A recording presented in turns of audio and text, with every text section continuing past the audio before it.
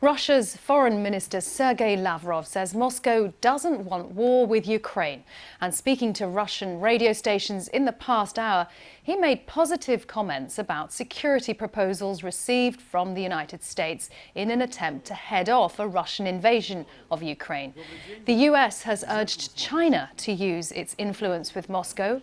Washington has also called for a meeting of the UN Security Council to discuss what it called Russian aggression towards Ukraine. Mark Lobel has more. In Belarus, to Ukraine's north, Russian arrivals for more training exercises, breathing life into fears they're not here just for that. Begging the question, is this a taste of things to come? Elsewhere spotted to Ukraine's south, it's Russian vehicles, possibly missile launchers, in annexed Crimea. Behaviour threatening enough to drive the US to advise its citizens to leave Ukraine. It's also demanding Germany walks away from this gas pipeline that would link it to Russia if troops roll in. If Russia invades Ukraine, one way or another, Nord Stream 2 will not move forward. Questions remain over how the US could stop it, but it's the kind of bullish talk one Northern European NATO ally thinks is their best bet at stopping an attack.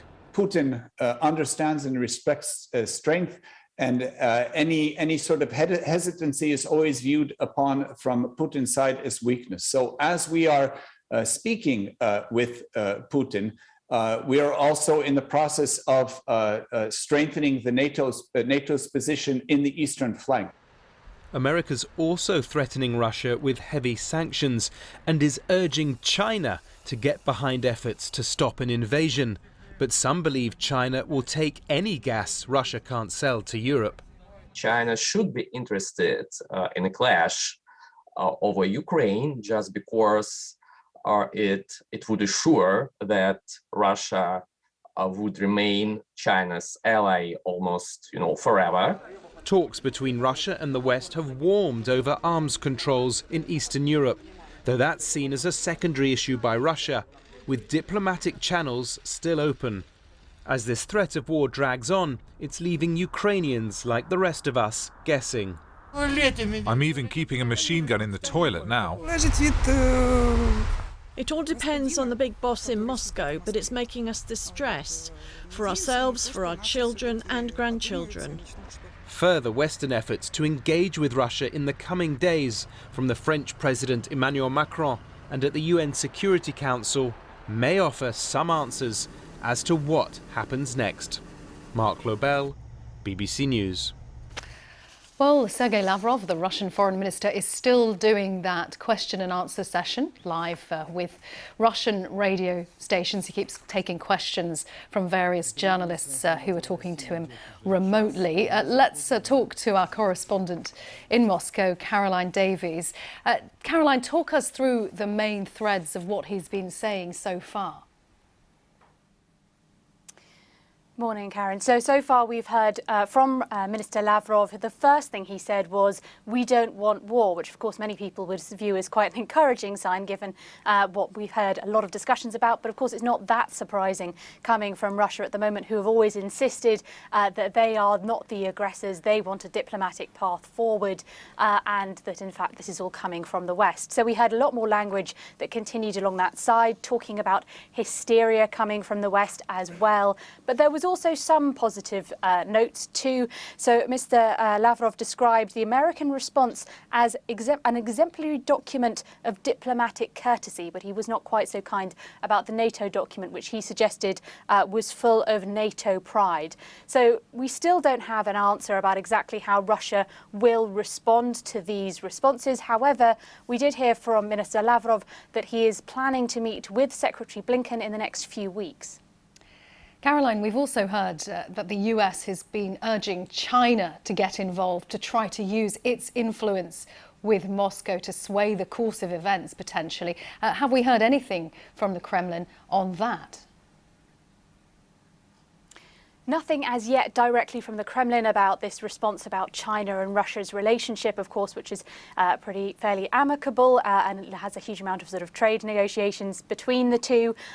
In terms of what might happen next, you would imagine that, well, China's already said that they don't want to get involved with the sort of third-party issue here. And there's a suggestion, I'd imagine, that Russia would say, we are pretty independent, and might be quite dismissive of this suggestion from America. But as I say, we don't know about that yet.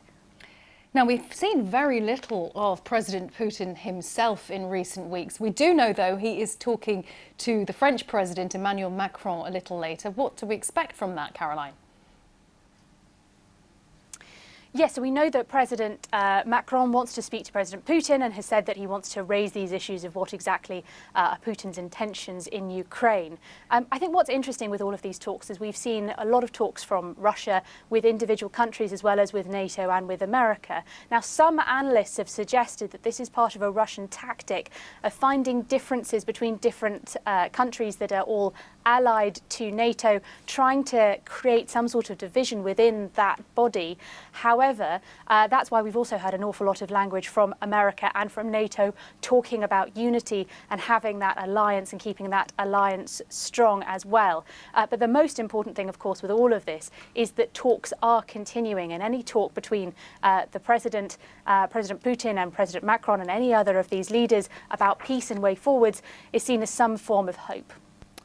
Caroline, thank you very much. Caroline Davies there in Moscow. Let's also go back to what Sergei Lavrov is doing in Moscow. He is continuing that session with Russian radio journalists. He keeps taking questions. Most of them are on video links with him.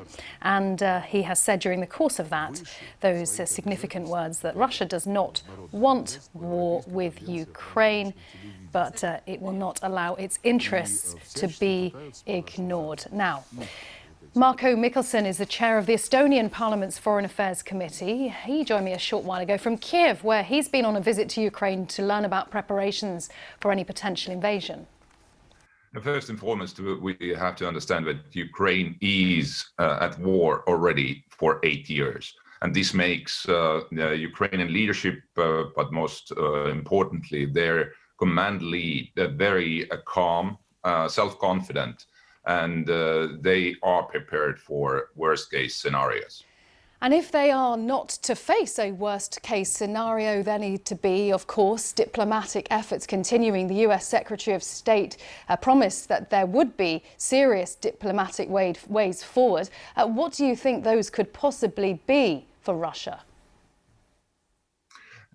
First and foremost, obviously, Ukrainian leadership also seeking diplomatic solutions to this mounting threats to territorial integrity of Ukraine. But there is very little today to add up on. Yesterday, there was a meeting in Paris on Normandy format, but what I heard yesterday from presidential administration here in Kiev, there are little hopes that the kind of modest positive hopes that diplomatic track can be pursued in the future as well. But the positions of Kiev and Moscow, let's say, on how to solve the Russian aggression against Donbass and the situation in general on the borders of Ukraine, are very far apart.